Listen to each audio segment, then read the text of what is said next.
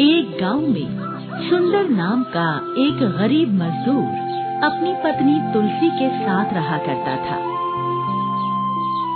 सुंदर कभी किसी का बोझा ढोने का काम करके तो कभी किसी चिनाई के काम पर मजदूरी करके जो भी थोड़े बहुत पैसे कमाता, उन्हीं पैसों से दोनों पति पत्नी रूखा सूखा खाकर अपना गुजारा करते थे।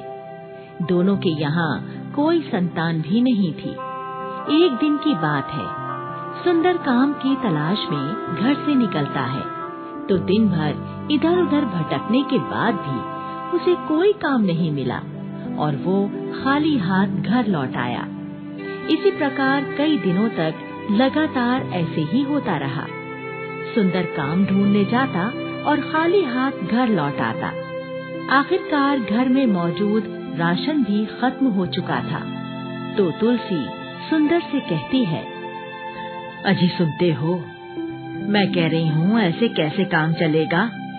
घर में मौजूद राशन भी खत्म हो चुका है और कई दिनों से आपको कोई काम भी नहीं मिला है। तो अब तू ही तो बता, इसमें मेरा क्या कसूर है तुलसी। मैं अपनी कोशिश में तो कोई कसर नहीं छोड़ता। मैं तो रोज काम की तलाश में जाता हूँ, लेकिन काम है कि मिलने का नाम ही नहीं लेता। अब तू ही बता मैं क्या करूँ। अजी मैं तो कहती हूँ तुम ऐसा करो, आज ही शहर चले जाओ। शहर में तुम्हें जरूर कोई ना कोई काम मिल जाएगा, मेरा मन कहता है। हमारे गांव के और भी कई लोग शहर में काम करते हैं। तू ठीक कह रहे है तुलसी। ऐसा कर, रास्ते में खाने के लिए थोड़ा सा गुड़ और सत्तू बांध दे। मैं अभी शहर के लिए निकल जाता हूँ। तुलसी एक डिब्बे में गुड़ और सत्तू बांधकर सुंदर को दे देती है और सुंदर शहर जाने के लिए घर से चल पड़ता है और तुलसी खड़ी हुई सोचने लगती है, काश अगर मेरा कोई भाई होता तो आज मेरी परेशानी के दिनों में मेरी मदद जरूर करता। मुझे अपने पति को शहर भेजने की जरूरत ही ना पड़ती। हे भगवान। तुलसी बेहद दयालु और धार्मिक विचारों वाली महिला थी। वो भगवान शिव में बहुत आस्था रखती थी। वो हर रोज भगवान की पूजा करके उन्हें भोग लगाया करती थी। लेकिन आज तो भोग लगाने के लिए उसके घर में कुछ भी नहीं था। तो वो सोचने लगी, हे भगवान, आज तो घर में अन्न का एक दाना भी ना बचा। मैं अपने शिवजी महाराज को भोग कैसे लगाऊं? अगर मैंने भोग न लगाया तो मेरे भगवान भूखे ही रह जाएंगे। क्या करूं, क्या करूं? तुलसी को कोई तरकीब नहीं सूझती तो वो घर से निकलकर जंगल की तरफ चल पड़ती है और जंगल में जाकर जंगली बेरों की झाड़ियों से बेर तोड़कर घर ले आती है। फिर तुलसी भगवान शिव की प्रतिमा को बेरों का भोग लगाती है और उसके बाद खुद भी बेर खाकर अपना पेट भर लेती है। अगले दिन फिर तुलसी गांव की एक अमीर महिला के घर जाती है और उससे कहती है, बहन जी, क्या आप मुझे अपने घर में काम पर रख लोगी? मैं झाड़ू पोछा बर्तन कपड़े सब धो दिया करूंगी। देखो, मुझे नौकरानी की जरूरत नहीं है। हाय, ऐसा मत कहो बहन जी। मेरे घर में खाने को अन्न का दाना भी ना है और मेरे पति काम करने शहर गए हैं। मुझे काम की बहुत जरूरत है। आप मुझे काम पर रखकर मेरी मदद कर दो। भोले शंकर आपका भला करेंगे बहन जी। अब अच्छा ठीक है, तो तू घर के सारे काम कर दिया कर, लेकिन देख, मैं तुझे तेरे काम के 20 रुपए से ज्यादा नहीं दूंगी। हाँ। तुलसी 20 रुपयों पर काम करने के लिए राजी हो जाती और तुलसी महिला के घर का सारा काम कर देती है। महिला तुलसी को 20 रुपए दे देती है और साथ में बचा हुआ खाना भी दे देती है। तुलसी खाना लेकर घर आ जाती है और पहले उस खाने से शिव जी को भोग लगाती है, फिर खुद भी खाना खा लेती है। इसी प्रकार 4-5 दिन गुजर जाते हैं। एक दिन की बात है, जब तुलसी अपने काम पर उस महिला के घर पहुंचती है तो अमीर महिला तुलसी से कहती है, तुलसी देखो, मैं आज अपने परिवार के साथ कश्मीर घूमने जा रही हूँ। वापस लौटने में 1 सप्ताह का समय लग जाएगा। तब तक घर बंद रहेगा, इसलिए तुम भी लौट जाओ और 1 सप्ताह के बाद काम पर आना, ठीक है? तुलसी वापस अपने घर लौट आती है। काम करके उसके पास जो थोड़े से पैसे जमा हो गए थे, उन पैसों से थोड़ा राशन खरीद लेती है। भैया 2 किलो आटा, आधा किलो चावल और 1 पाव दाल दे दो। दुकानदार सारा सामान तोलकर तुलसी को दे देता है और तुलसी राशन का सामान लेकर अपने घर आ जाती है और दाल भात बनाकर पहले शिव जी को भोग लगाती है, फिर खुद खाती है। खाना खाकर वो थोड़ा आराम करने के लिए लेट जाती है और वहीं उसकी आंख लग जाती है। कैलाश पर्वत पर माँ पार्वती और भोलेनाथ बैठे हुए ये सारा नजारा देख रहे हैं। माँ पार्वती भोलेनाथ से कहती हैं, हे स्वामी, ये तुलसी तो आपकी परम भक्तिनी है। आप में इसकी आस्था अटूट है। ये आपकी बड़ी सेवा करती है। फिर आप इसकी दरिद्रता दूर करके इसका कल्याण क्यों नहीं करते?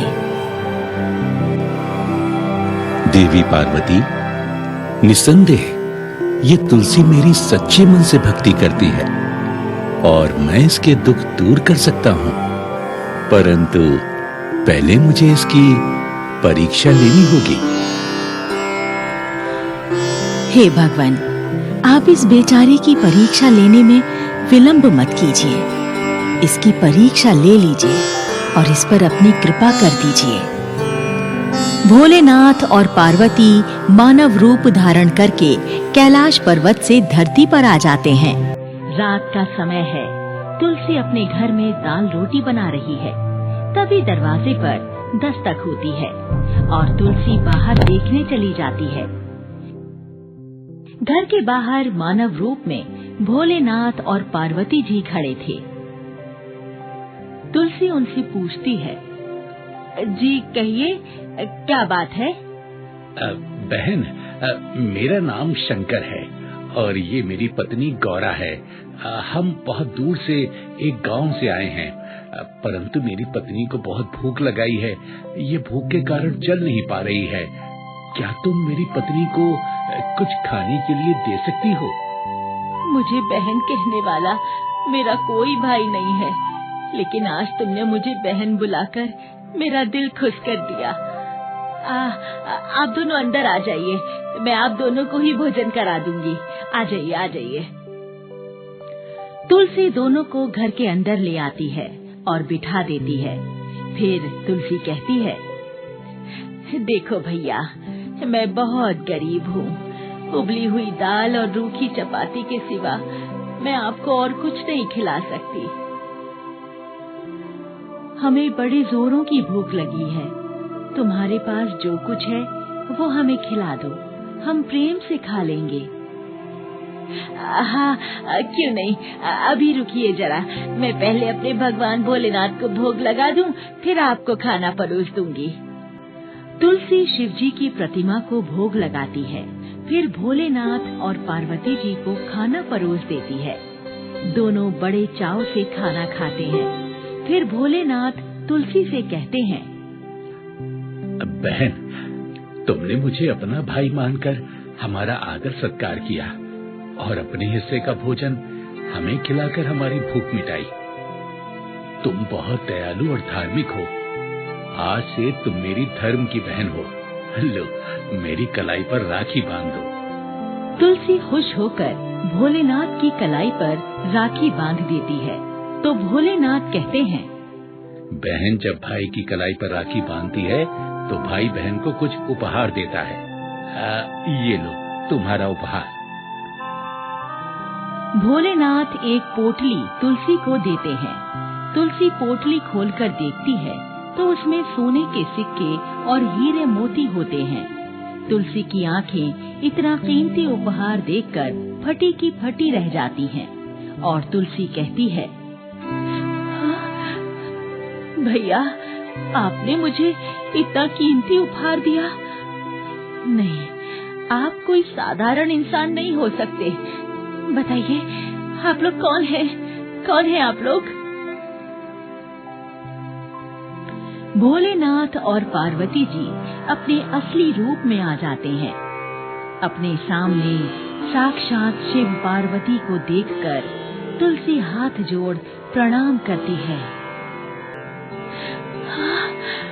मेरे भगवान, मेरे भगवान, आपने तो मुझे दर्शन देकर धन्य कर दिया। मैं तो आज सौभाग्यवती हो गई भगवान। हे भगवान शिव, मैं तुम्हारी भक्ति और सेवा से अति प्रसन्न हूँ तुलसी। आज के बाद तुम निर्धनता का जीवन नहीं जियोगी।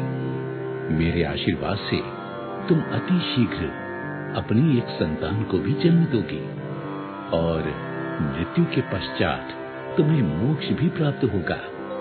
तथास्तु। आशीर्वाद देकर भोले शंकर और माँ पार्वती अंतर्ध्यान हो जाते हैं। फिर कुछ दिनों बाद सुंदर भी शहर से वापस लौट आता है।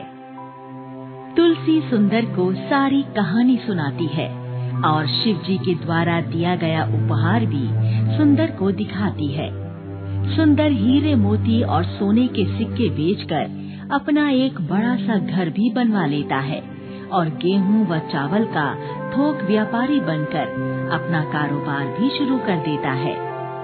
1 साल बाद तुलसी एक सुंदर से लड़के को जन्म देती है जिसका नाम शिवा रखा जाता है। सच्ची भक्ति की शक्ति से तुलसी को भगवान ने दर्शन भी दिए और तुलसी के परिवार को खुशहाल भी कर दिया।